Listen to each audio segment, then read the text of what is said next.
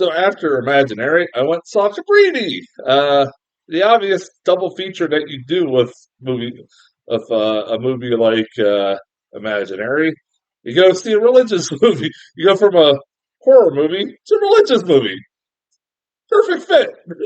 That's not the weirdest fucking double feature I've ever done. I think the weirdest double feature I ever did was Wish, and as soon as like when I went and saw Wish on Thanksgiving with Saltburn. That was interesting. Like I had a lot more to talk about with Saltburn, obviously. Well, okay, so Cabrini, I didn't think about this until right before the movie started. I was like, all right, it's another Angel Studios movie. All right, fine. Oh God, here we go. And I thought, oh wait a minute, I've not talked about Angel Studios movie since I've been doing these reviews. Started, so I'm like, yay, I get to talk about Angel Studios movie finally. The bane of my fucking existence, Angel Studios. It was between this and Blue Fox Entertainment Studios that I got so many movies for, like, when I wasn't doing horror movie reviews, that like when there was like a strike going on, I was getting those movies nonstop. Um, Angel Studios, if you don't know, is I say the bane of my existence. They're the new pure flicks of this generation. It, but also that is kind of an insult in the fact that Angel Studios actually does produce some decent movies. Pureflix was just pure shit. Like they produced just pure shit. It seems like they actually Angel Studios comes off a lot more confident as far as filmmaking goes, and they actually get some really good actors sometimes in their movies. Um, as far as like the other fucking movies of theirs I've seen, I saw his only son. Was that his only son? And was bored to fucking tears. I saw Sound of Freedom, and that's a big giant piece of shit propaganda film that's false. And like I don't want. I could get into that for days. I don't want to. And then I sat through After Death, which I was bored to tears on Christmas. I saw that on Halloween with Five Nights at Freddy's. Fuck, talk about a fucking horrible double feature that was. Um, uh, both bored to tears by both movies.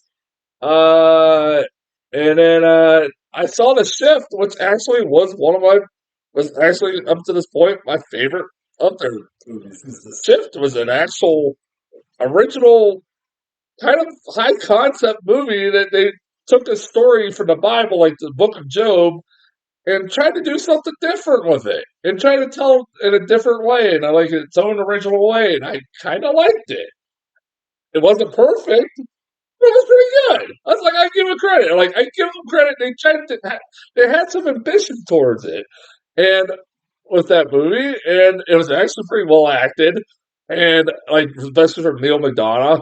So now we got Cabrini, this epic, this 2.5 hour historical drama about this Catholic figure I'd never heard of until now, until this movie. It's actually getting good reviews, and I go in with a grain of salt with that. And yeah, it's easily the best movie I saw this weekend. The rating actually is pretty fucking good. I actually really like this movie. Um, this is coming from somebody that's not religious at all, but and not knowing much about the real person that this movie's based off of. I went kind of blind about it, and I know this movie was blatantly released on National Women's Day, and it's a good movie to be released on National Women's Day. It's about a very important, powerful female figure that did a lot of great things. And that's pretty cool. Like, if you want to tell us a great story for National Women's Day, there you go. This is a pretty good story to tell. The main actress in this movie, I've never seen her in anything before. What's her name? I want to give her. I want to give the girl props. Like it's like I don't want to say she or Christiana Del Anna. I know if I'm butchering it, I'm sorry. She was really good in this movie. She is really, really good. And like pulls the performance off. She's this nun, mother uh Cabrini, that just takes no shit from like men back in the 1800s, the Vatican in the 1800s, to like New York City in the 1800s, uh, where she's trying to, she is sent by the Vatican and the Pope to go to America to help the poor children, orphan children of America, the poor Italian immigrant children of New York City that are being treated like like that live in Five Points in New York City, where it's basically the slums. If you don't know, hey, I knew that. I was like, hey, I know that from fucking the gangs in New York. It's like I learned about all that in the gangs in New York about how horribly immigrants were treated back in America. Which, ironically, they still are treated horribly in America. But whatever. I'll get into that in a second. Um, but yeah, like it's about her. She was this great woman who basically helped build a lot of hospitals and orphanages that schooled that homed a lot of these poor children that were living in fucking sewers. Yes. And like some were just sent to brothels to end up being prostitutes. This movie, prostitution. Hey, like it's not the weirdest one I've seen. I mean, I would go to fucking Redeeming Love. Someone's reviewing movies when I saw Redeeming Love. I would have had a fucking ball. That movie's fucking weird. Um, but yeah, like this movie is like really, really good. Like the acting is really, really good. And, like the main actress is really good. John Lithgow has a very minor role as the mayor of New York City, who's this over the top villainy asshole who is just really, really just horrible and hates Italian Americans and wants calls them Dagos. I like they say that word a lot in this movie. Um, I mean, it's America in the 1800s. So what do you expect? I mean, that's fine, but the story that's telling, it's like it uses a lot of like racial terms that were used back then. Um, but yeah, like he's really great in this movie. Like, he got a lot of great actors in this movie. I thought, yeah, like the girl as the prostitute was really good in the movie. This movie's really well made, and it's also a really good story. And I can't but help, but also at the same time, I can't but help kind of think about this movie a little bit more and think about the hypocrisy of this movie as far as the filmmakers and the audience that this movie's trying to reach. Because this movie talks about immigrants and how horribly they were treated back in the 1800s, and how how awful Americans treated them, and how like they lived in shitty conditions, and they were not wanted in this country. And I'm like, huh, that sounds familiar. That's not, ain't that what's going on in this country nowadays? Yeah, it is. And oh wait, isn't that the big key target audience for this movie? Kind of kinds of people that fucking hate immigrants nowadays. Like, yeah, that sounds like exactly. I'm not saying all people, but a lot of the target audience for this movie is religious people. Most of them are right wing. And I know before everybody gets them on fucking comments, I know it's illegal immigration. I get it. They came into this country illegally. But this movie is trying to tell you no matter where, if they're immigrants or not, they're still people. And that's still the same as far as even if they are illegal immigrants or legal immigrants. It doesn't fucking matter. They're fucking people. But that doesn't matter. Like, it's like, isn't that kind of fucking funny that we're getting a movie from a group of people that kind of don't preach what they sow, do they? like I'm not saying like the filmmakers in general, but like yeah, your target audience might not agree. Uh, I hate getting to the point of politics, but I mean I find it kind of fucking funny.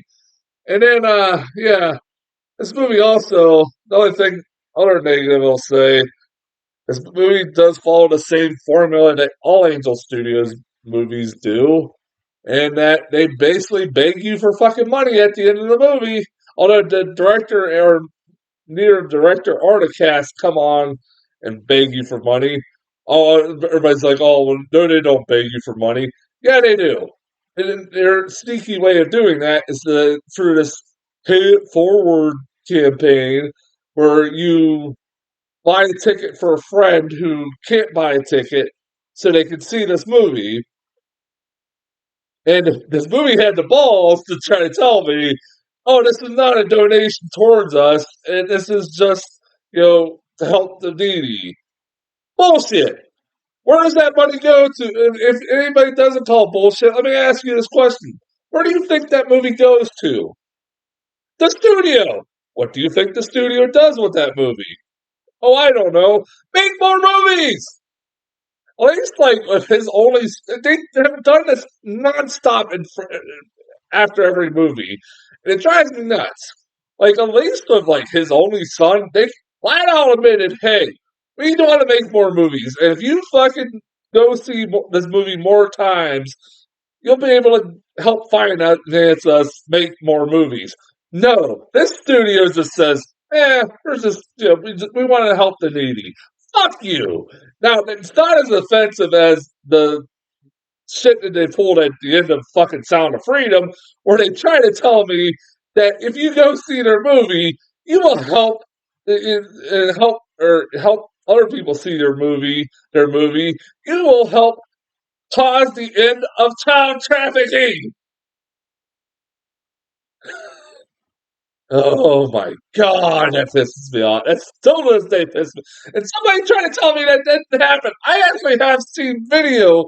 I was like, can I imagine that? No. There's video. Look it up on YouTube. Somebody did record the end credits of that movie. Not fucking joking. Fuck this studio. I hate that business practice. They're like, at least like with his only son, I give him credit. They just said, "Hey, we want to make more movies. Can you help us make more movies by having more people go see our movies?" Fine. You're gonna say that. Fine. But don't fucking try to like sugarcoat it, and make it sound like you're trying to do something important with that money. Fuck you. That's all I'm saying. Other than that, I did like this movie a lot. I really did like this movie. I hope people do. I'm sure people are going to see it. Actually, the girl that was a ticket counter told me, she said, yeah, it's quite a bit of tickets. It's like, yeah, basically because it's fucking studio begs for money. And that's why people are going to see this movie. They try to tell people, I think I followed them on Facebook. Don't ask me why, but they pretty much say, "Oh, all theaters are selling out. You need to go get tickets now." That's how they're tricking people, dude. I saw the shift by myself in a theater. Nobody was seeing that shit. It was number 8 at the box office. Freedom did well because they tricked people into playing with their emotions. Oh, fuck! There's a movie coming out that kind of trying to do that. That one of the new movies come out on July 4th. I'll talk about that when that happens. But yeah, like I said, I give this a solid B. This is a solid B, man. I like this movie a lot. This was definitely the better movie of the weekend. Mainly because the acting is really good. Like it's really really good, and it tells a really good story. It is a really good story. Um, do also appreciate the fuck out of the fact that um, this is one of those historical dramas that's telling a story about Italian Americans that takes place sometimes in Italy where they speak Italian. And in this movie, they actually speak Italian and it's in subtitles. I appreciated that. Like, I bitched about that when I saw Napoleon, where it's a movie that takes place predominantly in France, and they all speak perfect fucking English. Why is that a fucking thing? Come on, man. Like, I can't, I may not be the only one who bitches about that. I can't be the only one who bitches about that. Even though I know the French really hated that movie for other reasons than that, but that's another discussion. But anyways, yeah, I really recommend Cabrini. So next weekend, apparently every fucking movie under the sun is coming out next weekend. I did not realize that until I was looking at it next weekend. So here's what's coming up next weekend. So I don't get Arthur the King, Love Lies Bleeding, Snack Shack, Knox Goes Away, which I didn't even know was a fucking thing, but it has a. When I saw the cast, I was like, hell yeah, I'm gonna see that. And the American Society of Magical Negroes. What a fucking great title that is. And One Life. Yeah, that's 6 fucking movies. And I got work that weekend. A fucking horse. One weekend I'm working, release everything under the sun. So it's gonna be hard for me to try to catch up on all this. It'll be a while probably when I catch up on all this. But until then, talk to that's as far as Cabrini and that's what's next week. Until then, talk to you guys later.